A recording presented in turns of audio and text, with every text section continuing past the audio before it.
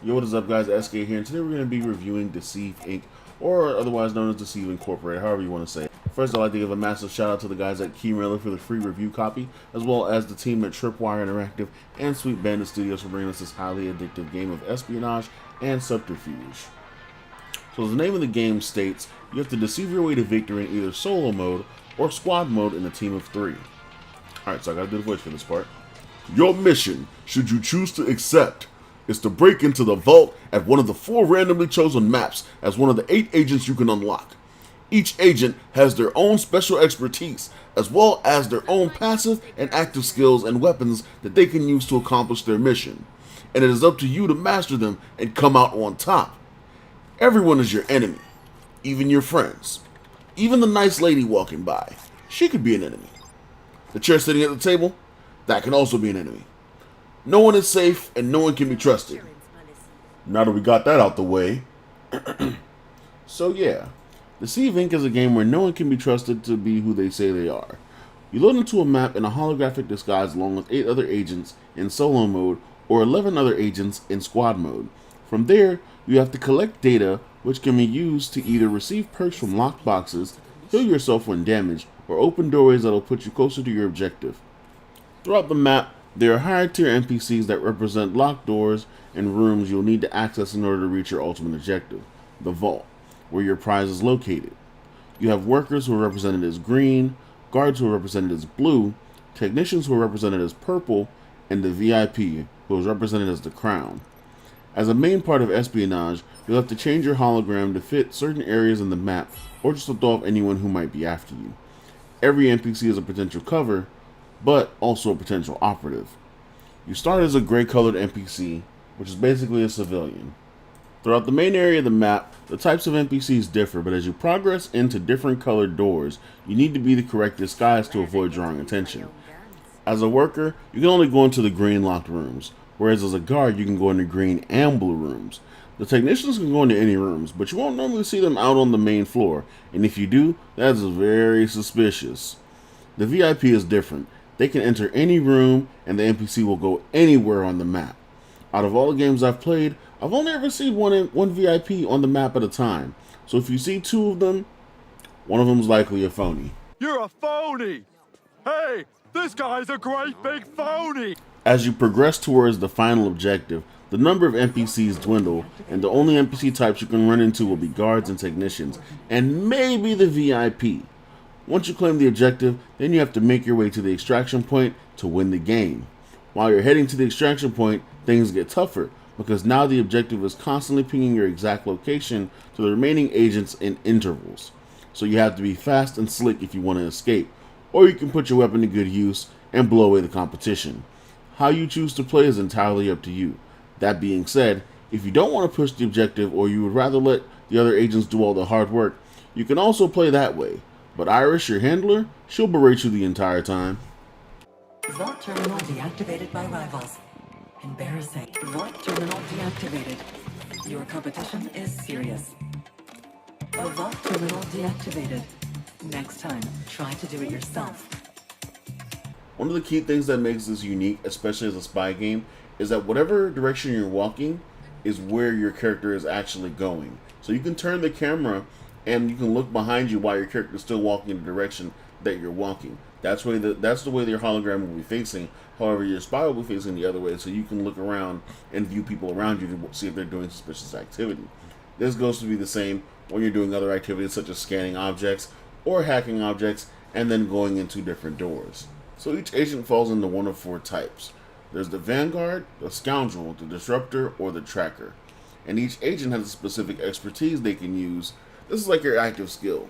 As you level up your agent, you'll be able to change the expertise into a different variation, which may completely change the way the skill works for the better or worse. But you can choose if you want to use the new unlock or not. Along with the expertise, agents also get to choose 2 gadgets out of a host of them to aid in their mission. Things like the bouncy mat, which can catapult you to a new platform or save you from a nasty fall because yes, there is fall damage. Or a spyglass, which you can use to hack into objects from a distance and maintain your secrecy. Alright then, keep your secrets. Now for the review portion of this. This game is fun as hell. I've gotten 2 of my other friends to actually buy this game so we can run it in squads. Another one's going to buy it later on. But man, this game has been so addictive. It reminds me of Assassin's Creed Brotherhood. If you guys remember online in Assassin's Creed Brotherhood, you can run around and pretty much fight against other players by killing them and assassinating them, and then escaping into the crowds to avoid your own assassination from another player that may be watching you. And that was pretty much that. But this is different because there's an objective rather than just killing to be the last one standing. I mean, and this one you can just be the last one standing as well. But this is just more competition. It makes it more enticing. It's super just it's anxiety building because like the amount of times I've played matches and I'm like, is this person an NPC? Is this person an agent? I don't know what to believe because everybody can be anybody and everybody can be anybody else and I don't know what to do. So should I hack this? Should I not hack this? Should I go through this door? If there's too many people in the room, is it okay that there's too many people in the room? Is this guy following me? He's not following me. And he turns around and he shoots me and now I'm dead. And I'm like, okay, well, that was a big mistake. But yeah, so that's pretty much how I felt about playing this game. And it's a game that keeps me coming back. I can't put it down. I really can't. It has definitely made it into one of my main rotation of games I play daily. I remember when I first saw the trailer for this, I was like, this is going to look so fun. And then I got to play it, and I'm telling you, the amount of anxiety it induces in just trying to play the game and trying to figure out if you're going to be caught, if you're going to be ganged up on, like, it's so much work just trying to finish a match in this game, and it's like I stress myself out a lot, to be honest, because I'm like, this could be an NPC, and then the NPCs, they don't act like NPCs sometimes. They act like players. So you'll stumble upon an NPC that randomly decides to walk into a room, then walk out of a room, or walk towards a guard room, and then they'll be told, hey, you don't have the clearance to be here, and they'll turn around and leave. Or an NPC that randomly starts running, and you're like, why are you running? What are you running from? There's no gunshots. You must be a player. So you follow them and you shoot them and they're an NPC. Or an NPC that's randomly crouching in the middle of a room and you're like, that's gotta be a player. So you shoot them and they're an NPC. So the NPCs don't actually act like NPCs the entire time. They have player actions for whatever reason. However, they do stop and talk to each other, which I wish that was something they allowed the players to do with NPCs, like stop and hold conversations with other NPCs, just to make it seem like, you know, you're more into the espionage role of the game, because that would be an amazing flip to it all. As much as I'm hyping the game up, making it seem like it's the greatest game in the world, there are some changes I do feel are necessary to make the matches a little bit more sporadic. Like when you obtain the case, instead of it pinging your exact location, it pings the entire room that you're in, therefore giving you more of a chance to survive, because when it pings your exact location, you're kind of screwed, because the intervals in which it pings are very small intervals depending on if you're running or walking, and if you're standing still, it's still going to ping you. So you're kind of just stuck in that situation. So I feel like if you should make it to where they should make it to where if you are standing still, it pings the entire room you're in rather than just pinging you specifically, and that'll give you a better chance of surviving towards the end of the mission when you have the briefcase. However, I see that also being a problem as well. And like I said, added interactions to the NPCs between players and NPCs would actually make the subterfuge and espionage a bit more convincing, because there are times where I'm like, I'm walking next to an NPC or I'm walking up to an NPC and there's nothing I can do besides just walk by them. Whereas if someone's tailing me, I can stop and speak to the NPC and they'll be like, oh, that's just an NPC talking to an NPC. And that'll be a great way to just be able to throw someone off your tail if they're just randomly following you or tailing you. All that being said, I do see this game having a great future as long as it's put out and marketed correctly. I feel like a lot of people don't know this game exists or just are unsure if they want to buy this game because they don't see much traffic about it when it comes to the marketing. I saw the marketing for it on my Twitter, and that's how it actually made me go look at things, because I look at games that are marketed to me. I'm one of those guys. I look at every game that's marketed towards me, to be honest. If someone's sponsoring their game on a social media site, I will go click on it and look at whatever the game is, because I might be interested. And it turns out, as I was interested, and this is the game I ended up getting, and I was probably going to get it regardless of getting it for free to do a review or not. Deceive Inc. is such a breath of fresh air in the currently battle royale ridden gaming sphere.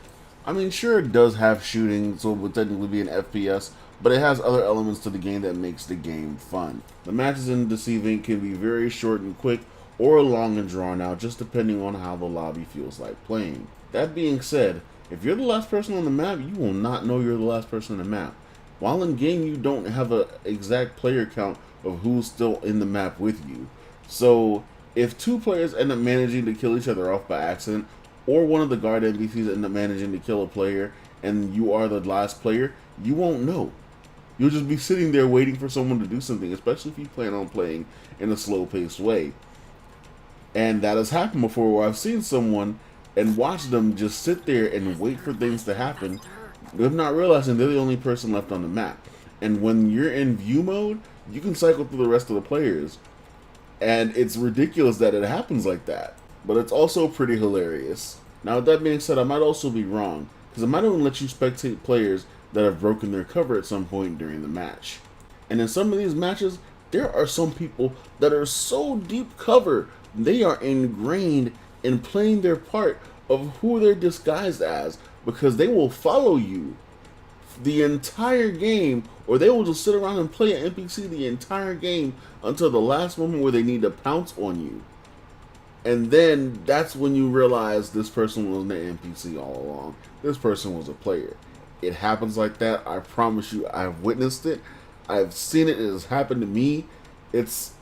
I plan on doing it at some point in the future, but I don't think I have the patience to just walk around and be an NPC the entire match, waiting for someone to screw up.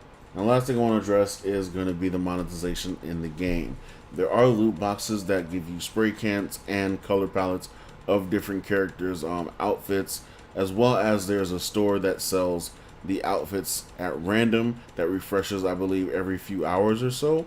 You can get unique outfits from there as well, and those outfits actually look bomb for some of the characters. But there is nothing in the store or in the loot boxes that can affect the gameplay. If they did anything, I'd like to see different skins for the weapons that each character has, because that'd be cool. But that's just my personal thing. I do plan on spending a little bit of something on this game because I've been enjoying it so much. And like I said, some of the costumes are fire. Personally, I'm going to give Deceive Inc. an 8.5 out of 10. There are a few bug situations that do happen when it comes to interacting with certain things. Your character may sit off key a little bit when you try to sit on a bench, or they might teleport off the map when they load in, or in the rare case where the package apparently stops pinging on the map and pings below the map 1,700 meters below the map. But once they get those bugs fixed, and if they throw in some of my suggestions, I can see about raising this game to a 9.5, possibly a 10, depending on if they plan on releasing new characters down the line. Which, if they're making a season pass, they definitely have to plan on releasing new characters. So if you want to join in on the espionage and sabotage, Deceive Inc. is now on the Steam Game Store, the Epic Game Store, PlayStation 5, and Xbox Series S and X at the price point of $19.99. There is a $29.99 price point as well that gives you one outfit for each one of the agents, as well as 1,000 of the cash out currency, which is roughly $10 itself. And if you buy the base game and later want to go back and buy the Black Tie Edition, which is the special edition that gives you the 1,000 points as well as the outfits, you can buy it later at a price point of $9.99 separately. So let me know what you think about Deceive Inc. in the comments. Is it something you think you'd like to play? Have you played it already?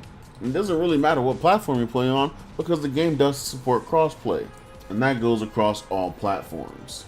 If you made it this far, let me know in the comments by dropping your favorite agent.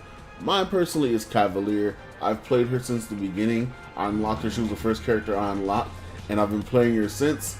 I've unlocked all the other characters as well, except for, I believe, Hans, which is the guy with the metal hand. But Cavalier is just my favorite so far.